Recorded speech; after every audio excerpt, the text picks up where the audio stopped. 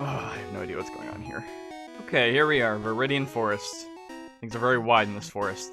It's because we're in an interior, technically. It's sort of a half dungeon.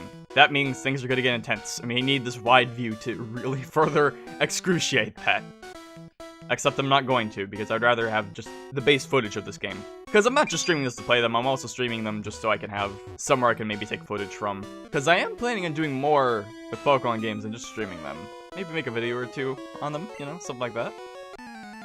Could be a fun thing. Oh, this is the first trainer battle. Got a Weedle here. I'm fairly certain we can't actually... Oh wait, he's got Poison Sting.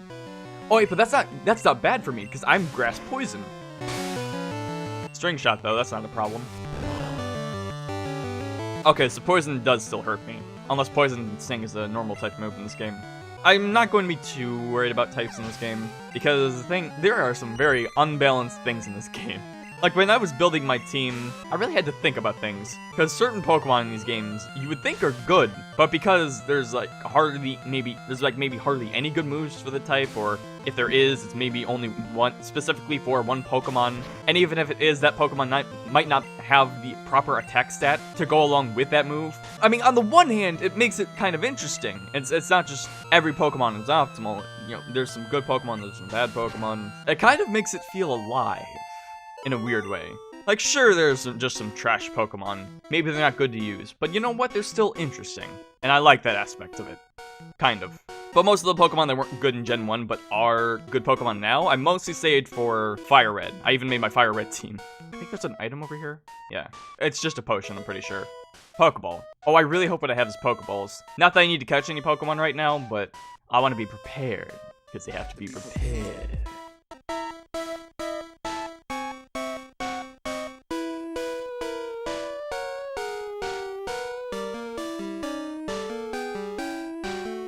I tried to do musical timing, I couldn't.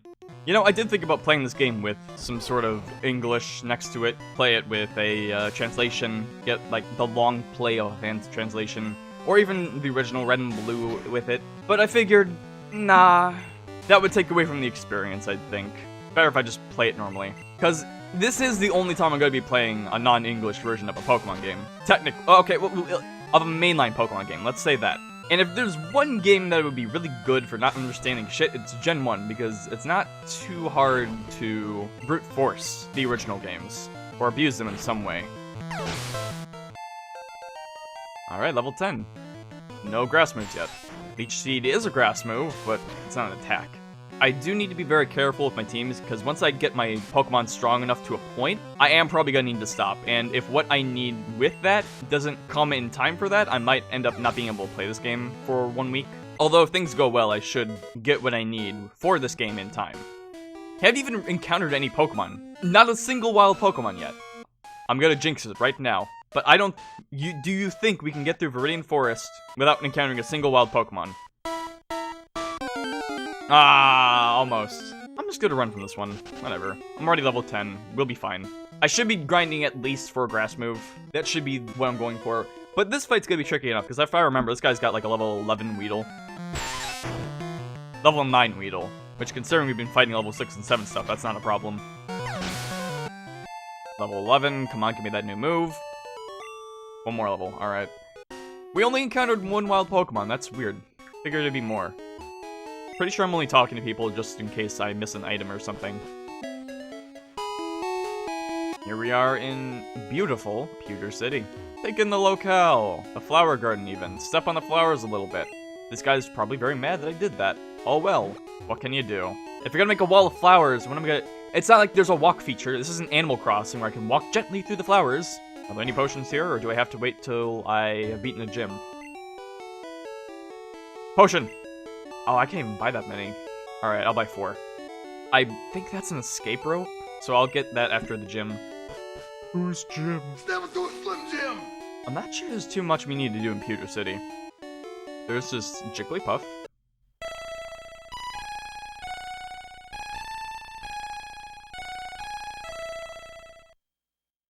I know it's a Clefairy sprite, but that was a Jigglypuff singing to us. I think this is where they tell you about Pokemon names and stuff. I almost forgot. I'm like, wait, did they let me name my Bulbasaur? And yeah, they did. Again, I really hope I'm not spelling out anything bad with the random Japanese characters I'm placing. Because I can just see it now where someone pops into the stream for a second, they see the name, and they actually know what Japanese is, and like, wait a fucking second. Hold on. And because I'm playing a Japanese Pokemon game, they probably assume I know what I'm doing. When in reality, I don't. But just in case that happens, I really hope I know where the name Raider is. I could look it up if I need to. I'm fairly certain all you can catch around here is Rattata and Pidgey. Maybe one other thing. And Caterpie. I thought about catching a Mankey in Green, but I don't think you can actually catch Mankeys by Viridian City. Or was it Vermilion? Oh shit. No, it's Viridian. That's the only reason I remember it's Viridian, because of the song. It's a very weird experience, because the last Pokemon game we played was Sword and the Crown Tundra, and there's so many things in that game that's updated and convenienced and all that good stuff, and then you go back to this game and, well, putting the language barrier aside, for one, you can't see how much experience you have at the moment. It's very static images, which, it's a Game Boy game. Whatever. Your inventory is only one list, and has limited space. There's no run button. I haven't shown the Pokemon boxes off yet, but they are something else. And then there's also the issue of stats, and specials, and all that kind of stuff. Because that's very weird in this game. Because, okay, you see, maybe you noticed this before, but if we go to Bulbasaur here, my buddy Bulbasaur. So he's got the HP stat, you know, that's just HP, but then he's got the 4 stats normally. 4 stats. There's supposed to be 5 here, but that's because in Gen 1, there was no special attack or special defense. There was only special, for some reason. Okay, it was the first game. It's the first time they were doing it. Give them a little bit of credit, a little bit of leeway, but going back to it can be very awkward. And on top of that, and this isn't a Gen 1 thing, this is like a first 3 gens thing. Not every move is assigned special or physical individually. So for example, say you have a move like Crunch. I'm not sure Crunch is actually Crunch is probably a Gen 2 move. Say for example, you have a Hitmonchan, and he knows Fire Punch. That's not a physical move, that's a special move, because it's a fire type move. Attacks are assigned special or physical, depending on what type there are. So if it's a fire type move, it's always going to be special. If it's a normal type move, it's always going to be physical. So Pokemon that have good at physical attack stats, but bad specials, even if they use a move that is like, you would think is a physical move, like Fire Punch, it's going to be bad. And that's why I'm not using Hitmonchan in this playthrough. Because sure, he has all those different typed punches, but his stats are absolutely garbage to go along with how strong that move is, because it's a special move. And I had to think about that carefully when considering teams. It was a bit of a struggle building teams, because the thing is, I wanted to build teams for about 3 Gen 1 games, plus Fire Red, and I didn't want any repeats or overlaps, but I still wanted very solid teams, very good teams for these games. So having to mix and match what I could and couldn't use, what games were game-specific, what were good in the original games, and what's actually good in Fire Red, it was very fun to do, but it took some time, and it was a bit of a struggle. But I think I have a team in mind for this game that'll do me pretty well. Although, as a bit of a spoiler, I will be using each starter in relation to whatever game they are. So for Green, we're going to be using Bulbasaur. When we get to Blue, we'll be doing Squirtle, and for example, Fire Red would be Charmander. Mainly because it's thematically appropriate, but also because I think the starters are pretty good, and may as well use them all. For the only games in the series where the starters are what's on the cover, yeah, thinking about that, it's really weird how after this game they only started to use legendaries on the covers. I mean, like, it's fine. There's no problem with it. It's just odd thinking about it, because you go to Red, Blue, Green, or Fire Red and Leaf Green, and you see the starters, but you go to every other game, and it's the legendaries.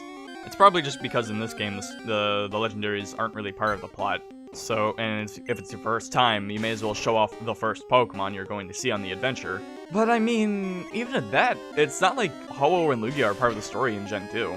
You get them in the main adventure. They give you the Rainbow Ring or the Silver Ring or whatever. And sure, they do for Heart Gold and Soul Silver, but for the originals, it was... I guess they just were really wanting to show off thean legendaries for the game, and then it just became a sticking point, which is fine. It's not a complaint or anything, it's just a notice. I think it's interesting.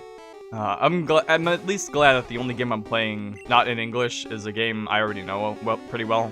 I mean, in terms of Game Boy games where I have to read a lot of text, it wouldn't matter if I played a game like Kirby Tilt and Tumble. New move, cool. In Japanese, because you're just tilting and tumbling, moving the system around, which if I were to stream it, I would play it through the GameCube, I would tilt the GameCube itself. It will happen one day. But I mean, imagine if instead of this, I played Metal Gear Solid Ghost Babel for the first time in Japanese. I would be so screwed. But thankfully, no, I have an English cartridge of that game, so we'll be right and ready for when I decide to play that. And now we're saved up and we're ready to take on the gym. This guy should have 2 Geodudes? Maybe 1. 2, yeah. And a Diglett. The Diglett was in the back of my head, but I didn't think he'd have it. You guys seeing that Diglett's eyes? Diglett's eyes? Diglett's eyes. Yeah, man. You too. I'm gonna hope this is Vine Whip. Vine Whip. Okay, cool. And a Sandshrew. Oh, I thought he had a Geodude. Wait a minute, this is the Rock Gym. Why do you have 2 ground types? It's not even like there's no ground type gym in this game either. There is a ground type gym later on. Why do you have ground types and not rock types? Bruh. I'm pretty sure he has Geodudes and Fire Red. Maybe they were like, wait a minute, this doesn't make sense. We should change this. At the very least, once we finish this gym, we should be close on our way to getting our next party member. Not sure how useful they'll be, but there'll be some variety at least. Well, 2 party members technically, but one of them's not going to be main team. Also, here is the museum. I'd love to check out the museum, but there's nothing there for me. See, I do want to give these games the proper attention and exploration that they deserve, but when I can't read any of the text, I'm not too specific about that. I do want to play this game more for the differences in gameplay and some of the different art and all that stuff, but this is more of a personal thing or just something I wanted to try out. It's kind of hard to take this game's full in when you don't know what any of the text is saying. And again, I could use a walkthrough for that, but I'm not going to. Alright, first gym time. We've got Brock going on. Shirtless Brock. And there's the Geodude with its weird Gen 1 hairstyle. Somebody's got those little 3 bumps on his head. Which isn't even a Pokemon Green thing. That's in Red and Blue, too. But he's ground and rock, so 1 hit should take him out. And I think that was a crit, too. Overkill. And here we've got an Onyx. This Onyx gave me a lot of trouble as a kid, but here's the thing. Onyx has an incredibly high defense stat, and that can make it a big problem. The thing is, it only really has that defense stat. It doesn't have much else. And sure, at this point in the game, if you have low stats otherwise, or a Pokemon that's weak to rock, or even just not resistant to it, it can still do some hefty damage. I mean, it is level 14. And if we weren't in a pre-Gen 4 game, Vine Whip here would be a physical move, and he would not take hardly any damage from it. But this is Gen 1. This is a special move, and he doesn't have good special, but Bulbasaur does. So this is probably going to one-shot. What happened? He might have used Defense Scroll. Which doesn't mean anything because it's a special move. One-shot, baby! The trainer before you was harder, although he also wasn't using rock types, so he was cheating. We've gotten the first badge, which I don't actually think is called the Boulder badge in this game. I think all the badges in red and green, or at least in Japanese, are all based on color. So we have, there's the gold, well, I guess you could count gold as a color, maybe. But they all have different names, from what we know them as. But as far as we know, we got the Boulder badge, which means we can leave the town. Because before this, we would get stopped by the guy who's east over here. There would usually be a guy there. And in Fire Red, he'd give you the running shoes. But we don't get running shoes until Gen 3. So until then, we're not going to be a speedy speed boy until we get to Ruby and Sapphire. And for Gen 1, not until we get to Fire Red. I mean, if you're playing on a Game Boy Advance or something, you could always stretch out the screen and make it look like you're going faster. But it only works horizontally. I can only advance horizontally. We're going Mach speed, boys. Okay.